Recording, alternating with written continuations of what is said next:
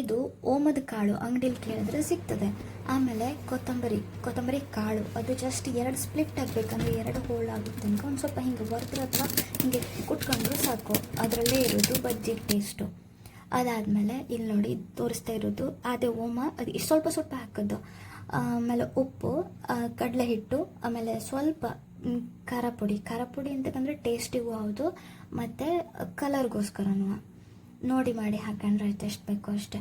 ಆಮೇಲೆ ಕುಟ್ಕೊಂಡಿದ್ದು ಇದು ಕಾಳು ಮತ್ತು ಉಪ್ಪು ಮತ್ತು ಇದು ಹಾಕ್ತೆ. ಅದಾದಮೇಲೆ ಈರುಳ್ಳಿ, ಹಸಿ ಶುಂಠಿ ಮತ್ತು ಹಸಿ ಮೆಣಸಿನ್ಕಾಯಿ. ಈರುಳ್ಳಿ ಎಷ್ಟು ಸಣ್ಣ ಆಗ್ತದೋ ಅಷ್ಟು ಕೊಚ್ಕೊಂಡ್ರೆ ಚಲೋದು. ಇಲ್ಲಿ ಬ್ಯಾಟರ್ ರೆಡಿ ಮಾಡುವಾಗ ನಾ ಇದಕ್ಕೆ ಜಾಸ್ತಿ ನೀರು ಹಾಕಲಿಲ್ಲ, ಯಾಕಂದರೆ ಈರುಳ್ಳಿಲಿ ಆಲ್ರೆಡಿ ನೀರಿನ ಅಂಶ ಜಾಸ್ತಿ ಇರೋದ್ರಿಂದ ಅದು ನಾವು ಎಣ್ಣೆಯಲ್ಲಿ ಬಿಡೋ ತನಕ ಅದು ನೀರು ಬಿಡ್ತದೆ. ಸೊ ಅದಕ್ಕೆ ನೀರು ಸ್ವಲ್ಪ ನೋಡಿ ಮಾಡಿ ಹಾಕಿದ್ರೆ ಆಯಿತು. ಮಿಕ್ಸ್ಚರನ್ನು ಚೆನ್ನಾಗಿ ಮಿಕ್ಸ್ ಮಾಡಿ ಡೀಪ್ ಫ್ರೈ ಮಾಡಿದ್ರೆ ಆಯಿತು. ಎಣ್ಣೆ ಚಲೋ ಕಾದಿರಬೇಕು, ಅದಕ್ಕೆ ಮತ್ತೇನೂ ಬೇಡ. ಮತ್ತೊಂದು, ಇದು ತುಂಬ ಈಸಿ ರೆಸಿಪಿ, ಇದಕ್ಕೇನು ಜಾಸ್ತಿ ಟೈಮ್ ಬೇಡ.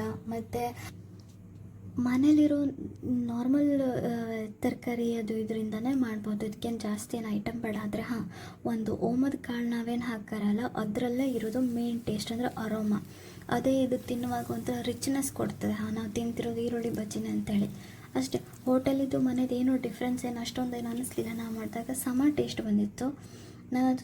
ಒಂಥರ ಖುಷಿ ಆಯಿತು ತಿನ್ನುವಾಗ, ಟೇಸ್ಟ್ ಅನ್ನಿಸ್ತು. Thank you so much for your love and patience. Thank you. Bye.